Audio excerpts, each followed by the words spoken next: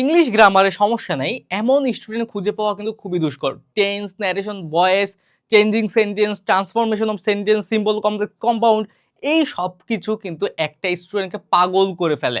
বিশেষ করে ওই স্টুডেন্টকে যার হচ্ছে ছোট থেকেই বা ক্লাস 6 থেকেই বেসিক ভালো না, যে ছোটবেলা থেকেই ইংলিশে ভয় পায়।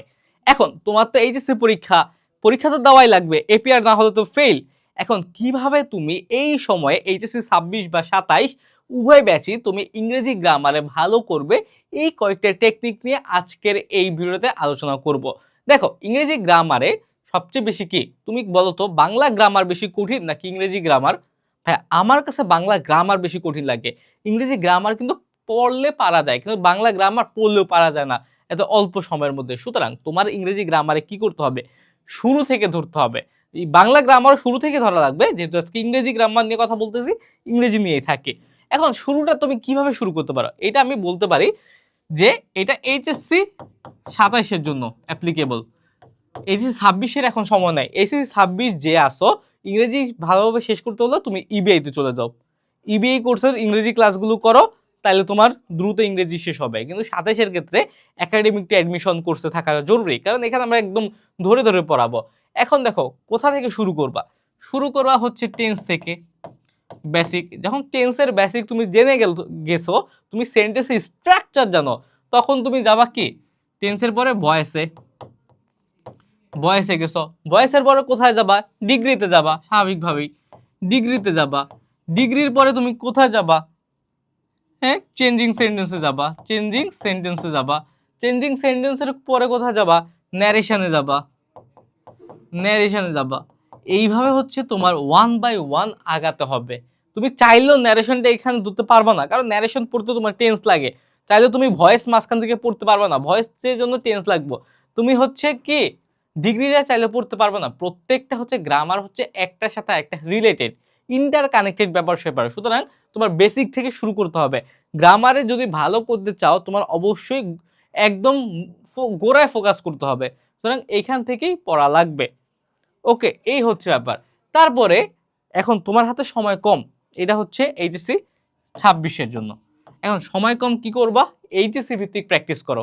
এইচএসসি ভিত্তিক প্র্যাকটিস কি, বোর্ড কোশ্চেন প্র্যাকটিস করো। বোর্ড কোশ্চেন কোনগুলো আসে ওগুলো দেখো। এখন সমস্যা কি, তুমি প্র্যাকটিস করতেছো কিন্তু তোমার বুঝায় দেওয়ার মতো লোক নাই। যদি 27 থাকো, আমি বারবার বলতেছি, 27 ব্যাচে একদম একাডেমিক অ্যাডমিশন কোর্সে যাও, একাডেমিক টু অ্যাডমিশন কোর্সে যাও। আর 26 ব্যাচ তোমাদের কাছে সময় নাই, তোমাদের বুঝায় বুঝায় একদম তোমার এইচএসসি ভিত্তিক কোশ্চেনগুলো সলভ করা লাগবে। তোমরা ইবিআই কোর্সে চলে যাও, কারণ বুঝানো লাগবেই। ইংরেজি গ্রামার কখনো একা একা পড়া যাবে না ভাইয়া। এই কারণে তোমার বুঝায় দেওয়ার মতো, বাসায় যদি কেউ থাকে, কলেজে ভালো টিচার থাকে, ইটস ফাইন, দেন তোমার দরকার নাই। কিন্তু না থাকলে কিন্তু দরকার আছে, কারণ এটা নিজে নিজে পণ্ডিতি করতে গেলে ধরা খাবা। এখন দেখো সব শেষ, এখন বুঝলা, এখন হচ্ছে কি নিজের একটু পরখ করা দরকার না, যে আমি আদৌ কতটুকু শিখছি, বা আমি পারলাম কিনা, বা আমি পারি কিনা। এই জন্য মডেল টেস্ট দিবা, মডেল টেস্ট দিবা বেশি করে। কারণ কি দেখো ভাই, মডেল টেস্ট এমন একটা জিনিস, পরীক্ষা এমন একটা জিনিস যার উপরে কিছু নাই। তুমি তোমার নোট খাতা দেখলে মনে হবে যে তুমি সবই পারো, কিন্তু পরীক্ষার হলে গেলে দেখবে যে কিছুই পারো না। এই কারণে তোমার মডেল টেস্ট দেওয়া লাগবে। আর মডেল টেস্টটা সবসময় সিরিয়াসলি দিবা, মানে একটু দিলাম আবার দিলাম না, উঠে গেলাম, এইভাবে না। মডেল টেস্টটা যখন দিবা, ঘড়ির টাইম ধরে তখন লিখতে থাকবা, তখন অ্যান্সার করবা। পরীক্ষার হলে যেভাবে থিঙ্ক করো ওইভাবে থিঙ্ক করার চেষ্টা করবা, ইনভায়রনমেন্টটা ওইভাবেই ক্রিয়েট করে নিবা। এখন দেখো, যখনই মডেল টেস্ট শেষ হবে, তখন রং অ্যান্সার অ্যানালাইসিস করো। আমি সবসময় বলি, কারেক্ট অ্যান্সার আমার দেখে কোনো লাভ নাই, তোমার হচ্ছে কয়টা ভুল গেছে, ওই ভুল অ্যান্সারটা অ্যানালাইসিস করবা। কেন হলো না, হোয়াই, কেন হলো না, এই জিনিসটা যদি বের করতে পারো, তোমার একটা জিনিস শিখা হয়ে গেল।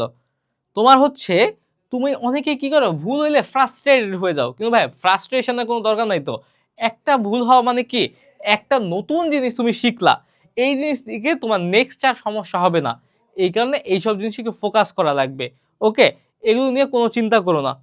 ওকে, ইংরেজির জন্য তোমরা এই যে প্রশ্ন অ্যানালাইসিস করবে, এটা শুধুমাত্র ইংরেজি না, এটা পৃথিবীর যেই কোনো প্রশ্ন। মানুষ সবসময় ভুল থেকেই শিখে, এটা কথা আছে, মানুষ সবসময় ভুল থেকেই শিখে। সঠিক হলো তো হইলই, ওইটা নিয়ে তুমি মাথা ঘামানোর দরকার নাই, ওটা তো তুমি পারোই। কিন্তু তুমি শিখতেছো কি কারণে, যেটা আমি পরীক্ষা আসলে পারবো না ওইটা আমি শিখবো। সুতরাং তোমার এই রং অ্যান্সার অ্যানালাইসিস করাটা খুব বেশি জরুরি। তারপর হচ্ছে স্ট্রাকচার নোট করা। এখন দেখো আমি সবসময় বলি কি যে যখন অ্যানালাইসিস করবা কিছু কিছু ক্ষেত্রে দেখবে কি যে তোমরা বুঝতেছো না যে ইংরেজিতে এটা কি হবে, এটা কেমনে হবে, তখন তুমি স্ট্রাকচার ফলো করবা। স্ট্রাকচারকে সাপোজ তোমার যদি সাবজেক্ট প্লাস V1 থাকে, V1 প্লাস অবজেক্ট থাকে, এটা কি, এটা হচ্ছে প্রেজেন্ট ইনডিফিনিট টেন্স। হ্যাঁ, তারপরে হচ্ছে সাবজেক্ট V2 থাকলে কি হবে, এইভাবে স্ট্রাকচারগুলো মাথায় গেঁথে রাখবা। তারপরে দাগ কোথায় বসে, সুপারলেটিভ ফর্মে বসে। তারপর পজিটিভ ফর্মে কি বসে, no other, few, very few. হ্যাঁ, তারপর কম্পারেটিভ ফর্মে কি বসে, দেন বসে। এইগুলো হচ্ছে তোমার এইসব স্ট্রাকচার তুমি কি নোট করে রাখবা, তাহলে কি হবে তুমি কয়েকদিন পর পর রিভিশন দিলে এগুলো তোমার মাথায় থেকে যাবে। ওকে, এইভাবে পড়লে আশা করা যায় যে তুমি ইংরেজিতে ভালো করবা। 27 যারা আছো তারা ইংরেজির জন্য অবশ্যই একাডেমিতে অ্যাডমিশন কোর্সে এনরোল হয়ে যাবা, সুন্দরভাবে করে ফেলবা একদম ধরে ধরে। আর 26 যারা আছো তারা ইবিআই কোর্সে চলে যাও, কারণ তোমাদের এখন এই বেসিক থেকে শুরু করার কোনো সময়টা হাতে নাই, এটা একটা সময় সাপেক্ষ ব্যাপার। সুতরাং তোমার কি এখন ডাইরেক্ট অ্যাকশনে যেতে হবে। আর ইবিআইতে আমরা প্রায় 11টা ক্লাসের মধ্যে ইংরেজি ফার্স্ট পেপার শেষ, 10টা ক্লাসের মধ্যে ইংরেজি সেকেন্ড পেপার শেষ। সুতরাং 10টা ক্লাস করো 10 ঘন্টার, তোমার ইংরেজি নিয়ে প্যারা নাই। ওকে, এইভাবে পড়া লাগবে। এটা হচ্ছে smart strategy. Smart strategy follow না করলে ধরা খাবা। সুতরাং এখনো সময় আছে, ভাইয়াদের কথা শুনো, আনলে তোমাদের অবস্থাও কিন্তু এইচএসসি 25-এর মতো হবে, অর্ধেক করবে ফেল। ফেল করতে না চাইলে আমাদের কথা এখনো শুনো। ওকে, ক্লাসগুলো করে ফেলো। দেখা হবে পরবর্তী কোনো ভিডিওতে। সেই পর্যন্ত সুস্থ থাকো, ভালো থাকো। আসসালামু আলাইকুম।